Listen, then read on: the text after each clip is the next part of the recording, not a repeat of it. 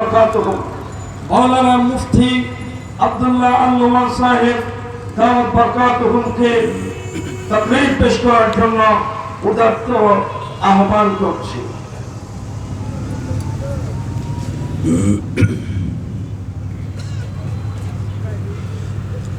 আসসালামু আলাইকুম ওয়া রাহমাতুল্লাহি ওয়া বারাকাতুহু। ইন্নাল হামদুলিল্লাহ نحمده ونستعينه ونستغفره ونعوذ بالله من شرور أنفسنا ومن سيئات أعمالنا من يهده الله فلا مضل له ومن يضلله فلا هادي له ونشهد أن لا إله إلا الله وحده لا شريك له ونشهد أن سيدنا وسندنا وحبيبنا ومولانا محمدا عبده ورسوله أرسله الله بالحق بشيرا ونذيرا وداعيا إلى الله بإذنه وسراجا منيرا اللهم صل على محمد وعلى آل محمد كما صليت على إبراهيم وعلى آل إبراهيم إنك حميد مجيد اللهم بارك على محمد وعلى آل محمد كما باركت على إبراهيم وعلى آل إبراهيم إنك حميد مجيد قال الله عز وجل في كلامه المجيد وفرقانه الحميد أعوذ بالله من الشيطان الرجيم بسم الله الرحمن الرحيم إن الذين دينهم وكانوا شيعا لست منهم في شيء إنما أمرهم إلى الله ثم ينبئهم بما كانوا يفعلون قال رسول الله صلى الله عليه وسلم لو كان النبي بعدي لكان عمر أو كما قال عليه الصلاة والسلام আল্লাহ পাক রব্বুল আলামিন পরওয়ারদিগারের দরবারে অসংখ্য অজস্র অগণিত শুকরিয়া জ্ঞাপন করছি যে মহান রব্বুল আলামিন আজকের এই দিবসে রজব মাসের মধ্যম সময়ে উপনীত হয়ে শুধুমাত্র আল্লাহর জন্য দ্বীনের জন্য কিছু কথা শোনার উদ্দেশ্যে এবং কিছু কথা বলার উদ্দেশ্যে আপনারা এবং আমাদেরকে একত্রিত আল্লাহ তাআলা আমাদেরকে একত্রিত হওয়ার তৌফিক দান করেছেন, এজন্য শুকরিয়া আদায় করি আলহামদুলিল্লাহ। যারা অত্র মাহফিলের প্যান্ডেলে এসেছেন, মাহফিলের আওয়াজগুলো নসিহতগুলো শুনছেন, তাদের জন্য আল্লাহ রাসূল সাল্লাল্লাহু আলাইহি সাল্লাম সুসংবাদ দিয়েছেন, কেউ যদি শুধুমাত্র আল্লাহ তাআলার বরত্ব, শরীয়তের বিধান, আল্লাহর আজমত ও শান এগুলো শোনার উদ্দেশ্যে কেউ কোনো মজলিসে বসে, আল্লাহ রাসূল সাল্লাল্লাহু আলাইহি সাল্লাম ইরশাদ ফরমান, ওই মজলিসকে রহমতের ফেরেশতারা ঘিরে রাখেন। সুবহানাল্লাহ। এটা আল্লাহ রাসূলের হাদিস সাল্লাল্লাহু আলাইহি সাল্লাম। আল্লাহ রাসূল সাল্লাল্লাহু আলাইহি সাল্লাম বলেছেন যে শুধুমাত্র শোনার উদ্দেশ্য, বলার উদ্দেশ্য হবে আল্লাহকে খুশি করার জন্য। আমরা যারা এখানে এসেছি, বসেছি, শুনছি কিংবা বলছি, সকলের উদ্দেশ্য কি? লিল্লাহ, আল্লাহর জন্য। আল্লাহ তাআলা আমাদের এই কোরবানিকে কবুল ও মঞ্জুর করুন, সকলে বলে আমিন। একটি মাহফিল ইন্তজাম করা অনেক কঠিন, অনেক মানুষের পরিশ্রম, মেধা, কষ্ট, সময়, ত্যাগ প্রয়োজন। গতকাল থেকে অত্র প্যান্ডেল তৈরি করা থেকে নিয়ে, মাইক সংযোজন করা থেকে নিয়ে, সার্বিক ব্যবস্থাপনার জন্য কিছু দ্বীনী ভাইয়েরা, হেফাজতে ইসলাম বাংলাদেশ বাইজিদ থানার কর্মীরা, মজলিসে উপস্থিত হেফাজতে ইসলাম বাইজিদ থানার সম্মানিত সভাপতি হযরত মাওলানা নুরুন নবী সাহেব দামাত বারকাতুহুম আলিয়া, উনি সহ হেফাজতের আরও যে সমস্ত সিনিয়র ব্যক্তিবর্গ এবং কর্মী ভাইয়েরা আছেন, সকলে মিলে অনেক কষ্ট করেছেন। প্রত্যেক ব্যক্তির একটি কদম শুধুমাত্র মানুষকে দ্বীনী কথা শোনানোর আয়োজন করার উদ্দেশ্যে যারা করেছেন, আল্লাহ পাক রব্বুল আলামিন প্রত্যেকের হালকা হারকাত, সাকানাত, নাড়াচাড়া, অংশগ্রহণ, যে কোনো ছোটোখাটো আমলের উসিলা আল্লাহ তাআলা আমাদের জিন্দেগির গুনাহগাতা মাফ করে দিতে পারেন, সুবহানাল্লাহ। এবং যারা রাত্রদিন পরিশ্রম করে আজকের এই মাহফিল ইন্তজাম করেছেন, সকলের প্রতি আমরা মনের অন্তরস্থল থেকে কৃতজ্ঞতা এবং মোবারকবাদ জানাই, যেন তারা ধৈর্য সহকারে সামনেও এই ধরনের দ্বীনী মজলিস মাহফিলগুলোর ইন্তজাম তারা করতে পারে, সকলে বলি আমিন। একটি কোরআনের আয়াত তেলাওয়াত করেছি, যে কোরআনের আয়াতের সারমর্ম হলো আল্লাহ পাক রব্বুল আলামিনের পক্ষ থেকে নাজিলকৃত প্রদত্ত শরীয়ত ইসলামের মধ্যে যারা বিভক্তি সৃষ্টি করবে, ফেরকাবাজি করবে, ফেরকার উপদল গ্রুপ সৃষ্টি করবে, আল্লাহ রাসূল সাল্লাল্লাহু আলাইহি সাল্লামকে আল্লাহ তাআলা বলেছেন, এই সমস্ত হালত থেকে আমার রসুলকে আমি হেফাজত করেছি। আমার রসুলের কাজ মানুষের মধ্যে বিভক্তি তৈরি করা নয়, সমস্ত বিভক্ত মানুষকে একসাথে ঐক্যবদ্ধভাবে জুড়ে রাখা, সুবহানাল্লাহ। আল্লাহ রাসূল সাল্লাল্লাহু আলাইহি সাল্লাম যখন আখেরি জামানায় আইয়ামে জাহেলিয়াতে দুনিয়ার বুকে আগমন করেছিলেন, তখন দুনিয়ার সবচাইতে বেশি যে সমস্যা ছিল সেটা ছিল গোত্রে গোত্রে বিভক্তি। আরবের গোত্রগুলো হানাহানি মারামারিতে লিপ্ত ছিল। এমন কোনো ব্যক্তি ছিল না যে ব্যক্তি তাদের জন্য আশীর্বাদ হিসেবে, রহমত হিসেবে এসে বিভক্ত মানুষগুলোকে, বিচ্ছিন্ন মানুষগুলোকে একত্রিত করে দিনের মধ্যে তাদেরকে জড়িয়ে রাখবে, এমন কোনো ব্যক্তি ছিল না। আল্লাহ পাক রব্বুল আলামিন এমন কালো অন্ধকার যুগে আইয়ামে জাহেলিয়াতের সময় সমস্ত কায়নাতের জন্য আল্লাহ পাক রব্বুল আলামিন রহমত স্বরূপ প্রেরণ করেছেন আল্লাহর হাবিব হযরত মুহাম্মদ মুস্তাফা আহমদ মুজতবা সাল্লাল্লাহু আলাইহি ওয়াসাল্লাম। আল্লাহ রাসূল সাল্লাল্লাহু আলাইহি সাল্লাম সমগ্র কায়নাতের জন্য রহমত স্বরূপ, আমাদের জন্য রহমত স্বরূপ।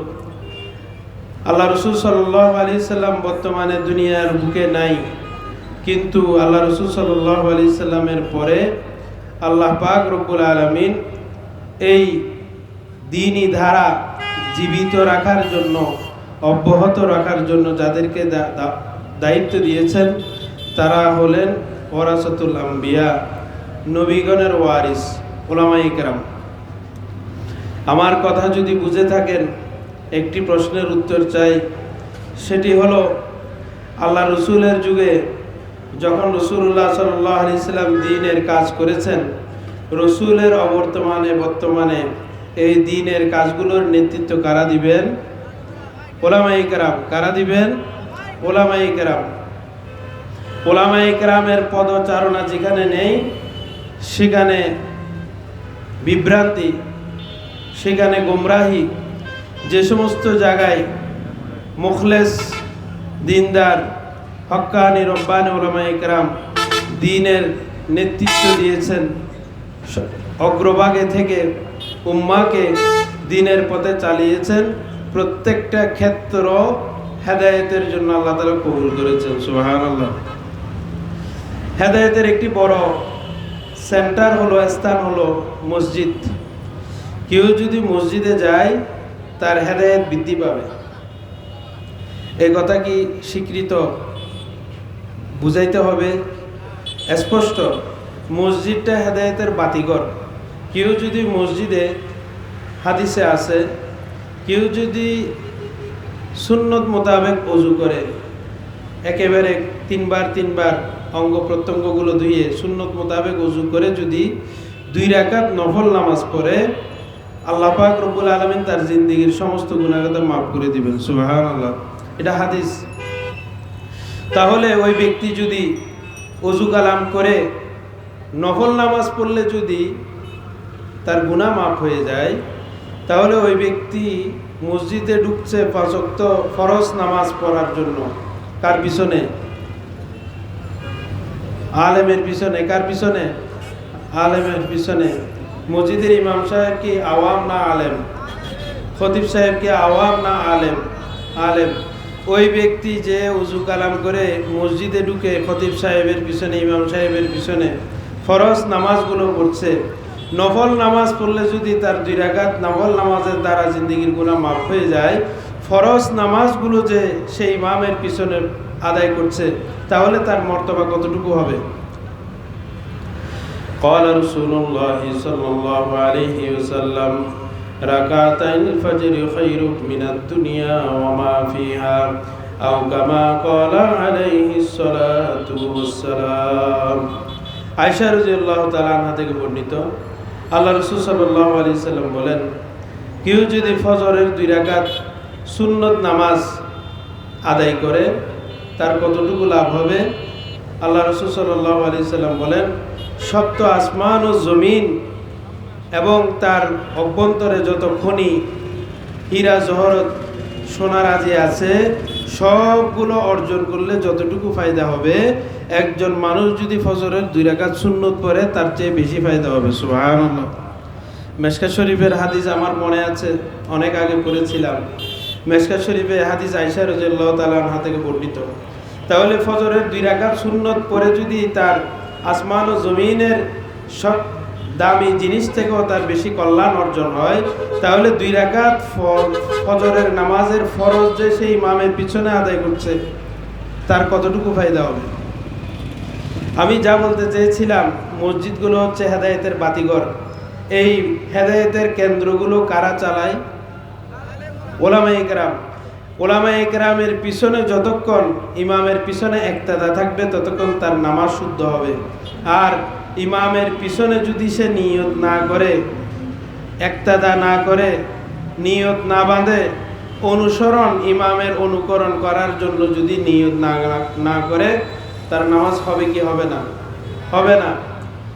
মসজিদ হেদায়েতের বাতিঘর। কারা চালান? ওলামায়ে কেরাম। মাদ্রাসা, যেখান থেকে ওই যে ইমামের পিছনে আপনারা নামাজ পড়েন, খতিবের পিছনে নামাজ পড়েন, যে মুয়াজ্জিন সাহেব ওই মসজিদে আজান দেয়, এই মুয়াজ্জিন আর ইমাম আর খতিব তৈরি হয় কোথায়? মাদ্রাসায়। তাহলে মাদ্রাসাগুলো কিসের বাতিঘর? হেদায়েতের বাতিঘর, কেন্দ্র, মার্কাজ। মাদ্রাসা আর মসজিদ যতদিন টিকে থাকবে, ওলামায়ে কেরাম যতদিন তৈরি হবে, ততদিন সমাজের মধ্যে দিন থাকবে। সুবহানাল্লাহ। আমার কথা যদি বুঝে থাকেন, তাহলে আমরা আওয়াম সমাজের কাজ কি হবে? ওলামায়ে কেরামের পিছনে থেকে দ্বীনের সাহায্য করার জন্য, দ্বীনকে এগিয়ে নিয়ে যাওয়ার জন্য ওলামায়ে কেরামের হাতকে মজবুত করতে হবে। দেখেন, আজকে পুরো বাংলাদেশে বৈষম্যের ডাক, বৈষম্য বিরোধী আন্দোলনের ডাক, সর্বক্ষেত্রে বৈষম্য মানে যার যা হক তা দেওয়া না হলে এটা হলো বৈষম্য। যার জন্য যেটা উপযুক্ত আনজিলিন নাসা মানাজিলাহুম, যার যে স্থান তাকে সেই পদ, তাকে সেই সম্মান দান করো। এটা হলো সম্মান, এটা হলো তার হক। এটা যদি দেওয়া না হয় তাহলে হলো বৈষম্য। পুরো বাংলাদেশে বৈষম্য বিরোধী আন্দোলনের মধ্যে বর্তমান বাংলাদেশের সাধারণ মানুষের মধ্যে একটি জাগরণ হয়েছে ভারত বিরোধী, তাই না? সীমান্তে বিজিবি উত্তপ্ত, জনগণ উত্তপ্ত, ভারতের সব ধরনের পণ্য জনগণ বয়কট করছে কিনা? অথচ দেখেন, আজকে থেকে আরো 3 বছর আগে ভারতের গুজরাটের কসাইখ্যাত নরেন্দ্র মোদী হাজার হাজার মুসলমানের জানের হত্যাকারী, রক্তপাতকারী গুজরাটের কসাই, যে গুজরাটে হত্যাকাণ্ডের কারণে আমেরিকায় তার প্রবেশ নিষিদ্ধ ছিল। এটা আমাদের কথা নয়, এটা আমেরিকা তাকে স্যাংশন দিয়েছিল, নিষেধাজ্ঞা দিয়েছিল আমেরিকা প্রবেশের, গুজরাটে গণহত্যা চালানোর কারণে। এই গুজরাটের কসাই, যার হাতে মুসলমানের রক্তে রঞ্জিত, এই কসাই যখন বাংলাদেশে আগমন করে, বাংলাদেশকে প্রতিনিয়ত যারা চুষে খায় ভারত, তাদের বিরুদ্ধে মোদি বিরোধী আন্দোলন কারা করেছিল? ওলামায়ে কেরাম। কারা করেছিল? ওলামায়ে কেরাম। আজকে বৈষম্য বিরোধী ছাত্র আন্দোলন সহ, বিজিবি সহ, সমস্ত ফোর্স সহ, জনগণ সহ সবগুলো ভারত বিরোধী। অথচ এই ভারতের চক্রান্তের বিরুদ্ধে প্রথম আন্দোলন করেছিল ওলামায়ে কেরাম। আল্লামা মামুনুল হক সাহেব দামাত বারকাতুহুম, আল্লাহ পাক রব্বুল আলামিন ওনার হায়াতে আরো বরকত দান করুন। এই মোদি বিরোধী আন্দোলনের কারণে ওনার নেতৃত্বে হাজার হাজার ওলামায়ে কেরাম কারাবরণ করেছিলেন। তাহলে এই রাষ্ট্রকে হেফাজত করার জন্য, দিনকে হেফাজত করার জন্য অগ্রণী ভূমিকা কারা রেখেছিলেন? ওলামায়ে কেরাম।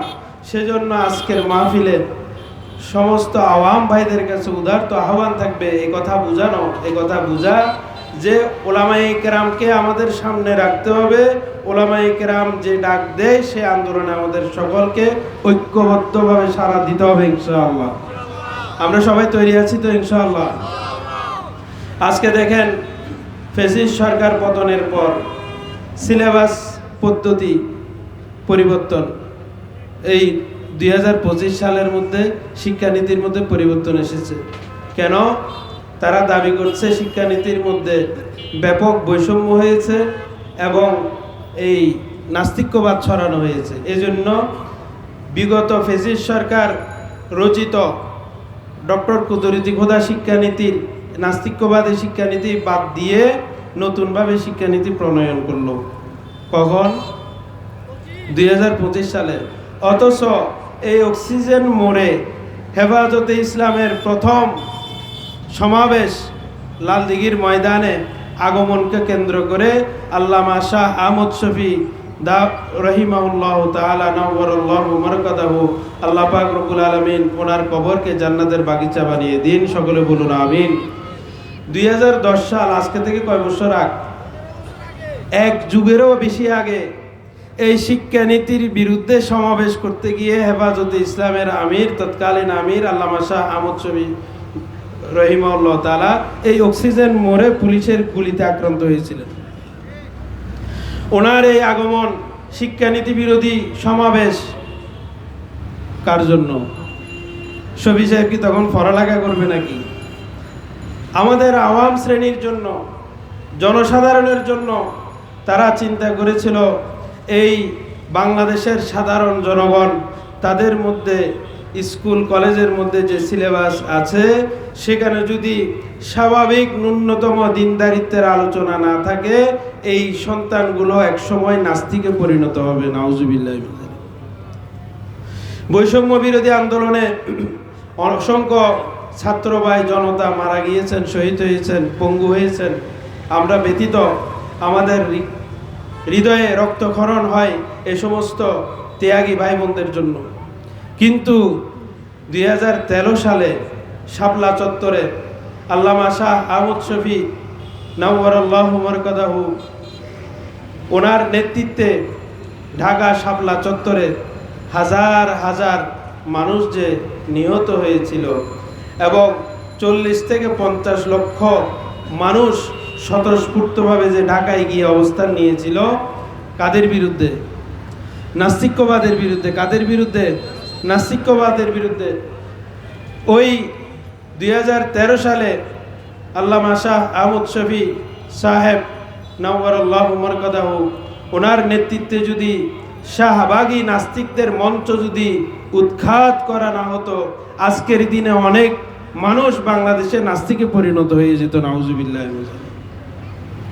ওই 2013 সালের গণ আন্দোলনে বাংলাদেশে সরকারের ঘাড়ে বসে চেপে বসে নাস্তিক্যবাদ ছড়ানোর এবং শাহবাগে মঞ্চ কায়েম করে যুদ্ধ অপরাধীদের বিচারের নামে যে একটি চক্রান্ত এই দেশে চলমান হয়েছিল, সেটা ছিল পরবর্তী শিক্ষানীতি বাতিল করে নতুন এই নাস্তিক্যবাদী শিক্ষানীতি প্রণয়নের জন্য একটা ভূমিকা শুরু।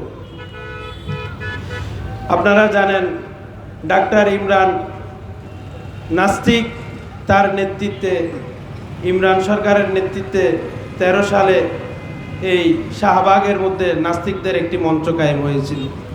সে মঞ্চের মধ্যে যাকে অবমাননা করা হয়েছিল তিনি হলেন আমাদের হযরত মুহাম্মদ মুস্তাফা সাল্লাল্লাহু আলাইহি ওয়াসাল্লাম। রসুলের ইজ্জত রক্ষার জন্য যে সংগঠনের সূচনা হয়েছিল সেটা হলো হেফাজতে ইসলাম বাংলাদেশ। হেফাজতে ইসলাম বাংলাদেশের উদ্দেশ্য হলো মানুষের মাঝে, সমাজের মধ্যে ইসলামকে ধরে রাখা, রাষ্ট্রীয়ভাবে ইসলামকে টিকিয়ে রাখা। এটার জন্য জনমানুষের সমর্থন প্রয়োজন। সকলে ঐক্যবদ্ধ ছিল হেফাজতে ইসলামের সাথে। আগামীতেও আশা করি হেফাজতের সাথে সকল সদস্য এবং সমস্ত জনগণ ঐক্যবদ্ধ হয়ে হেফাজতে ইসলামের সমস্ত দাবি বাস্তবায়নের ক্ষেত্রে সকলে অগ্রণী ভূমিকা রাখবো ইনশাআল্লাহ। সকলে তৈরি আছি তো ইনশাআল্লাহ? অনেক বড় বড় উলামায়ে কেরাম আগমন করেছেন, যাদেরকে পাওয়া অসম্ভব, সহজে তারা সময় দিতে পারেন না। হেফাজতে ইসলামের মাহফিল বিদায় এই সমস্ত আলোচকগণ এসেছেন, বড় বড় উলামায়ে কেরাম আলোচনা করবেন। আমরা সকলে ধৈর্য সহকারে প্যান্ডেলের মধ্যে এসে বসি। আল্লাহ তাআলা আমাদের সকলকে আমল করার তৌফিক দান করুন।